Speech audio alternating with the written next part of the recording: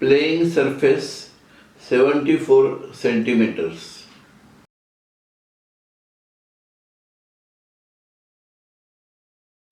Carrom को चारों तरफ जो ये दो लाइन्स हैं होती है उनको बेस लाइन्स कहते हैं।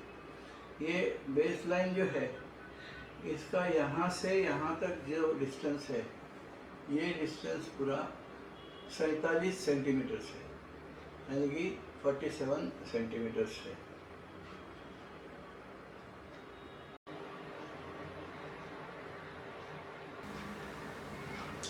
Base lines 47 centimetres.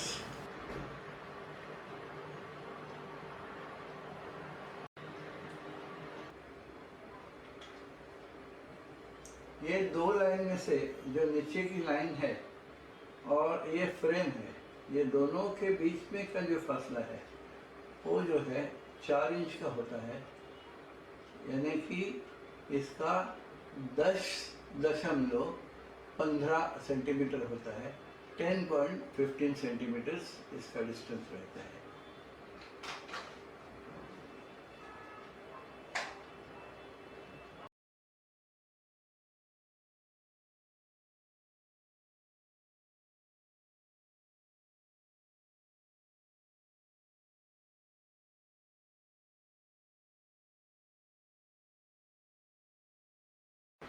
ये कैरम बोर्ड के ऊपर जितने लाल सर्कल्स है, लाल जो गोल है, एक तो सेंटर सर्कल है और ये 8 बेस सर्कल्स होते हैं। 3.18 सेंटीमीटर है, 3.18 सेंटीमीटर इसकी जो व्यास है या डायमीटर है वो 3.18 सेंटीमीटर है।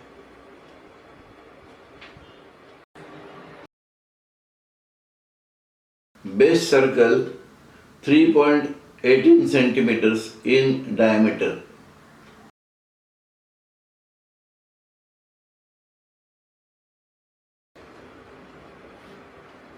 ये जो एरो है, ये एरो की लंबाई जो है वो 26.70 सेंटीमीटर होती है। 26.70 सेंटीमीटर ये एरो यहाँ से यहाँ तक।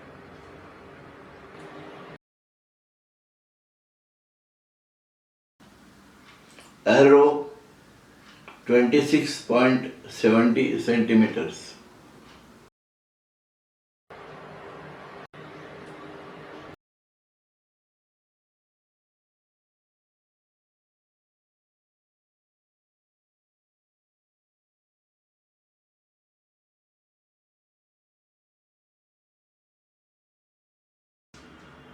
ये जो आउटर सर्कल है, ये आउटर सर्कल का जो व्यास है, ये डायमीटर जो है उसका, ये व्यास 17 सेंटीमीटर होता है, यानी कि 17 सेंटीमीटर इसका व्यास होता है।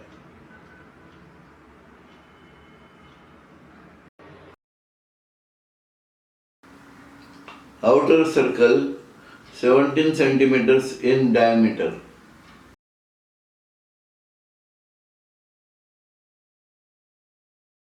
ये फ्रेम है, ये फ्रेम की जो ब्रेड्थ है यहाँ से यहाँ तक वो 3 इंच होती है।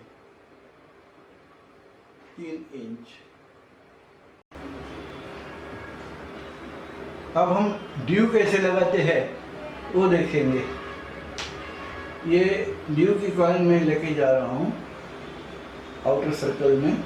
ये आउटर सर्कल में एक दफ़े कॉइन मैंने लेके गया तो वापस बाहर इसको नहीं ला सकता।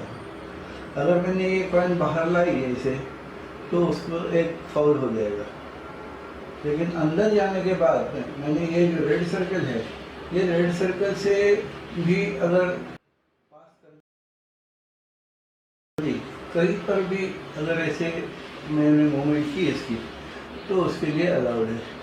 और जनरली जो है तो ऐसे लगाते हैं। लेकिन इससे क्या होता है, ये मेरी जो उंगली है, पहली उंगली जो है वो पहली उंगली मेरे बीच में आती है और मुझे ये जो आउटर सर्कल की जो लाइन है वो दिखाई नहीं पड़ती है। तो इसके लिए मैं ये ड्यू कैसे लगाऊंगा?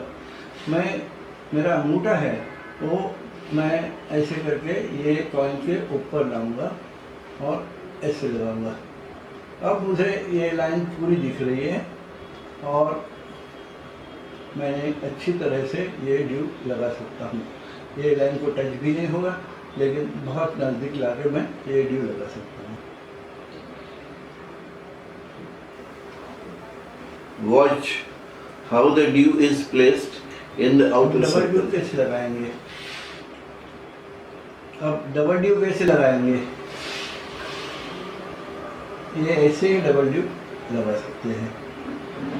अब मुझे क्या क्या दिख रहा है? मुझे जो आउटर सर्किल की लाइन भी दिख रही है और एरो जो है, एरो के बीच की लाइन जो है वो भी दिख रही है। और इसके लिए मैंने ये दोनों पॉइंट्स जो है मेरे फ्रेम को बराबर पैरेलल करके लगा सकता हूँ। Watch how double dew is placed in the outer circle. अब हम देखेंगे स्कोर कैसे गिनते हैं। अगर समझिए कि मैंने मेरी सारी कॉइन्स पॉकेट कर ली और मैंने बोर्ड फिनिश किया, तो मुझे कितने पॉइंट्स मिलेंगे? अपोनेंट की जितनी कॉइन्स ऊपर है, बोर्ड के ऊपर है, उतने पॉइंट्स मुझे मिलेंगे। और उसके साथ अगर मैंने क्वीन ले ली है, मैंने क्वीन अगर पॉकेट कर ली है, तो क्वीन के 3 पॉइंट्स मुझे मिलेंगे। इसका मतलब अपोनेंट के जितने कॉइन्स प्लस क्वीन के 3 पॉइंट्स मुझे मिलेंगे।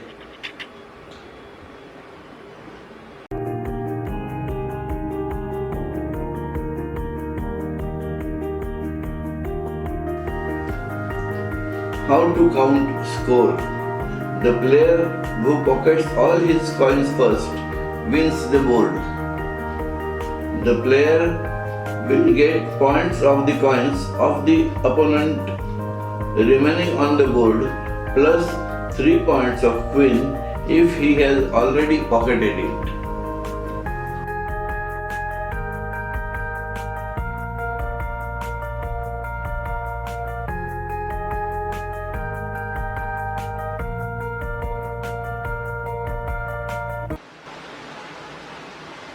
अगर आप क्वीन लेते हैं लेकिन बोर्ड नहीं जीतते हैं, तो आपको क्वीन के पॉइंट्स नहीं मिलेंगे। आप जब क्वीन लेते हैं तो उसके बाद आपको अपनी कॉइन खुद की जो है वो एक पॉकेट करनी पड़ेगी।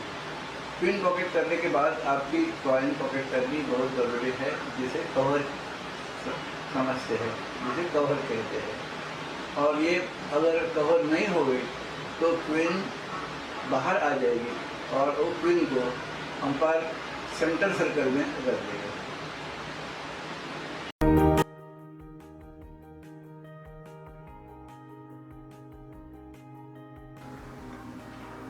If a player pockets the queen but does not win the board, does not get queen's points.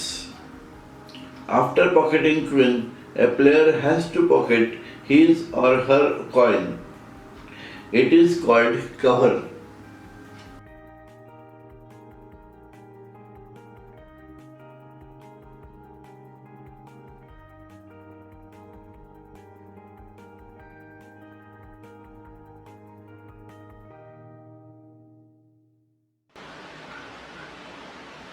अगर आप कैरम के जो नियम है वो नियम भंग करते हैं या नियम के विरुद्ध खेलते हैं, तो आपका एक फाउल हो जाएगा और वो फाउल आपका अपोनेंट है या आपका प्रतिद्वंदी है, वो एक आपकी कॉइन आउटर सर्कल में रख सकता है।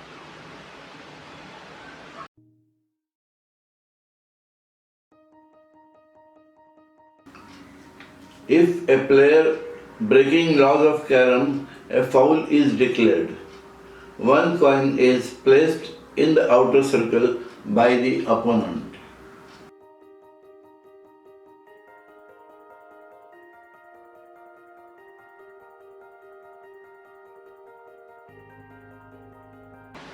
अगर आप आपकी कॉइन पॉकेट करने के समय सिर्फ स्ट्राइकर आपका अगर पॉकेट में जाता है तो उसको ड्यू कहते हैं। और ये ड्यू की आपको जो पेनल्टी होती है वो जो है वो आपका प्रतिद्वंद्वी है वो आपकी एक कॉइन पॉकेट से निकाल कर आउटर सर्कल में रख सकता है।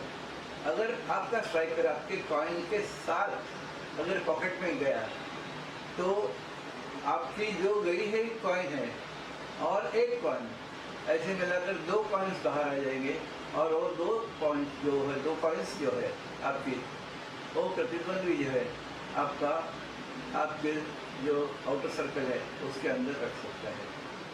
सिंगल ड्यू होने के बाद में आपको टर्न नहीं मिलेगा और डबल ड्यू होने के बाद में आपको टर्न मिलेगा।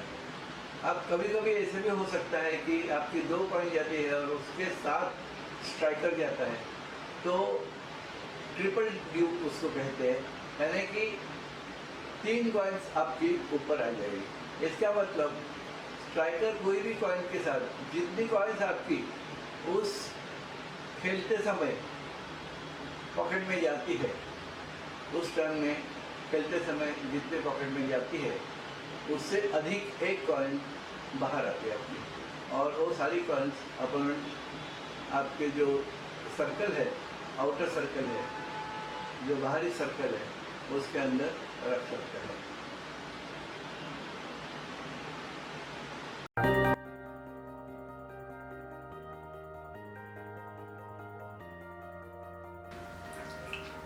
While pocketing a coin, if a player pockets striker, it is called a due. One coin is placed in the outer circle by the opponent. If striker goes into the pocket along with the coin, then it is called a double due. In this case, 2 coins are placed by the opponent in the outer circle.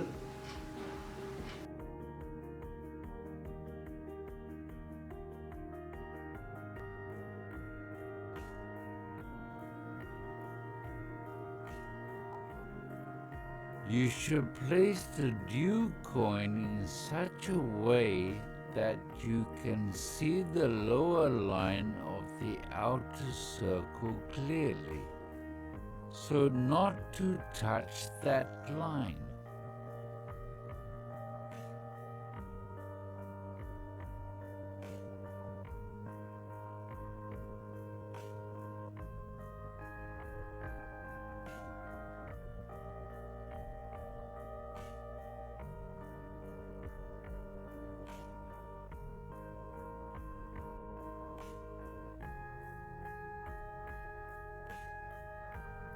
When the striker goes into the pocket with a Watch coin, how double due is it placed called in the a outer double circle. due. You can place the opponent's 2 coins similar to that of a single due, parallel to the base frame. This is the longest distance in the outer circle for making it difficult for the opponent. Cannot place it occupying the red center red circle.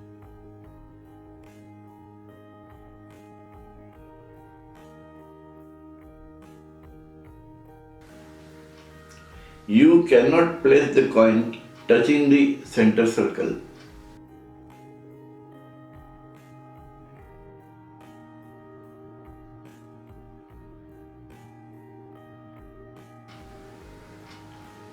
If the coin is standing on the playing surface, then it is kept as it is.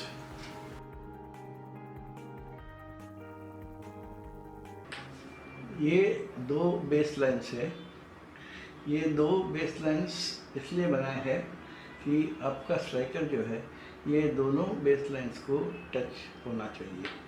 जैसे कि ऐसे हो सकता है, थोड़ा नीचे भी ला सकते हैं, लेकिन अगर एक लाइन छोड़ के आप खेलोगे तो फाउल है। ये ऐसा खेलोगे तो भी फाउल है। इसके लिए हमेशा आपका जो स्ट्राइकर है ये दोनों लाइन को छूना चाहिए। अच्छा, अभी इसमें से जो नीचे की लाइन है उसकी जो मोटाई है वो थोड़ी ज़्यादा है और ऊपर की जो लाइन है वो पतली लाइन है। तो नीचे आपका स्ट्राइकर जो है ये आधे लाइन तक भी चलेगा या उसको टच भी किया ना आपने तो भी चल सकता है। लेकिन जो ऊपर की लाइन है, ऊपर की लाइन को आप सिर्फ टच करोगे तो ये फाउल हो सकता है। उसको You cannot पूरा play कवर with touching करना your चाहिए। striker to only the तो foul lower नहीं or होगा। upper line.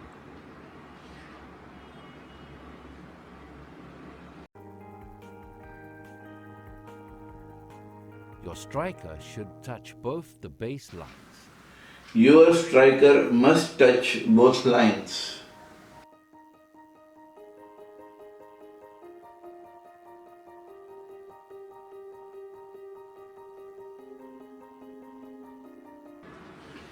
ये बेस सर्कल है।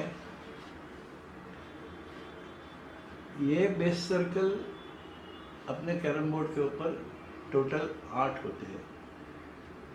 तो अभी ये बेस सर्कल से जब आप खेलते हो तो ऐसे आधा बेस सर्कल से खेलोगे तो फाउल है। उसका इतना मैंने ये लाइन भी है, थोड़ी भी छोड़ दी आपने तो भी उसका फाउल है।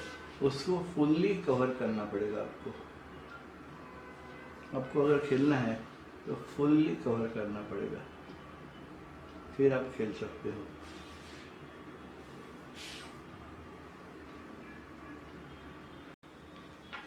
खेलते समय ये भी ध्यान देना चाहिए कि आपका जो ये एरो है, ये एरो को आपका स्ट्राइकर टच नहीं होना चाहिए। अगर ये एरो को भी टच हो गया तो भी ये फाउल गिना जाता है। इसके लिए बहुत You संभाल के cannot play with keeping यहाँ से your खेलना striker पड़ता है on प्लेयर half को। or part of the red base circle. Neither can you touch the line passing through small circle adjacent to the base circle. Playing surface 74 centimeters. You should play by placing your striker to cover the full red circle.